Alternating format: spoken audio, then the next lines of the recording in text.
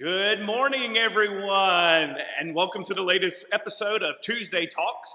I hope this morning has been going well for you, that the week's been good, and that we are here pushing forward to get through the rest of the week. And I wanted to come and talk to you today about something that I hope will be beneficial to you and that will give you some encouragement as you go through the rest of this week.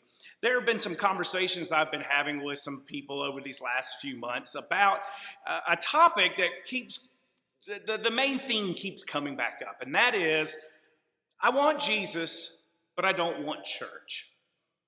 And I think I understand where they're coming from, especially kind of how the church has been made as an institution and churches kind of have their own thing to go by.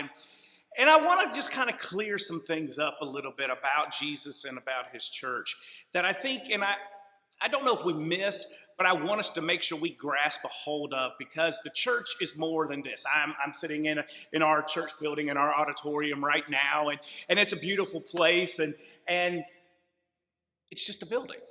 That's what it is. It's a building where we get to come together to meet. But that's not what the church is when you read about it in the Bible. The church is you.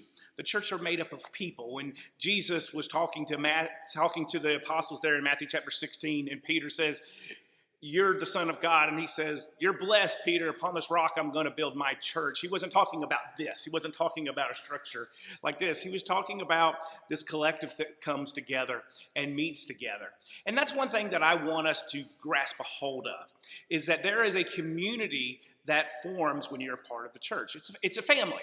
You know, I know that we live in a Western culture, in a Western society, where we're very individualized. We're very much about, hey, I need to, especially where we're at here in the South, that if we have a struggle or we have a problem, I need to pick myself up by the bootstraps and I've got to keep going. But I want you to know that's not necessarily what God was meaning when he was establishing his church, what Jesus was talking about. When you read through the whole book of Acts, there's a theme, and we're talking about this in our young adult class right now. There's a theme that keeps being brought up, and that is this whole idea of being together. No, not just necessarily coming together for worship, but being together in an everyday, every other day of our lives. And that's what the church is. The church is not just about individual people, even though we do have this relationship with Jesus. It's also about that we have a relationship with each other, that we have a community that's built together. That's why in Romans chapter 12 and verse 15, Paul says, we rejoice together with those who rejoice. We also weep together when those that are in sad moments. And here at the Calhoun Church, we've had both in recent times of people dealing with things that have allowed us to come together and be the family.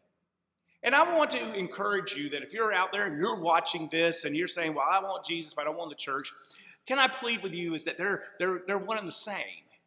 In fact, in Ephesians chapter 1, you get this whole idea that it's his body. It's part of what he is. And that is why in Ephesians chapter 5 and verse 27, Paul says that Jesus is going to present the church on that day of judgment without blemish before God. Because we are part of a community. We are part of a family that is there. That's why you can take these verses when Paul says, bear one another's burdens, so fulfill the law of Christ. It's not just about individuals doing it. It's about a community coming together and doing that. And so I want to encourage you right now that if you are struggling in finding your place, maybe it's in this world, maybe it's in this culture, I want to let you know that God has a place for you in his church. That Jesus died for you because the golden verse of the Bible, John 3:16, for God so loved the world that he gave his only son. He died for you, and you become part of that church. Acts chapter 2, when the church was established there at the very end, it says that God added to the church daily those who are being saved. His body, Jesus' body, not a building, not an organizational structure, but the church that Jesus died for. And I want you to know that you have a place for that. Here at the Calhoun Church of Christ, we're not perfect. We are individual people that make up this community, this family of God, and that we would love for you to be a part of it. If you are looking for a church home, if you're looking for a place just to know more about what Jesus did for you, we'd love to sit and talk to you.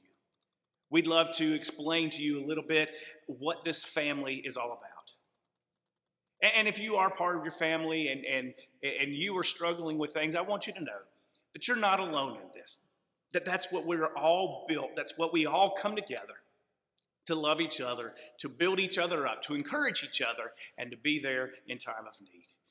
I hope that you have found these words to be a little bit of encouragement today as you're going, and that no matter what is happening in the world, no matter what is taking place, Jesus died for his church. His church will stand forever. His church is strong, and he wants you to be a part of it. I hope that you have a great rest of this week. I hope that your week allows you to be a blessing to other people, and that you get to be part of that family that God has sent his son to die for.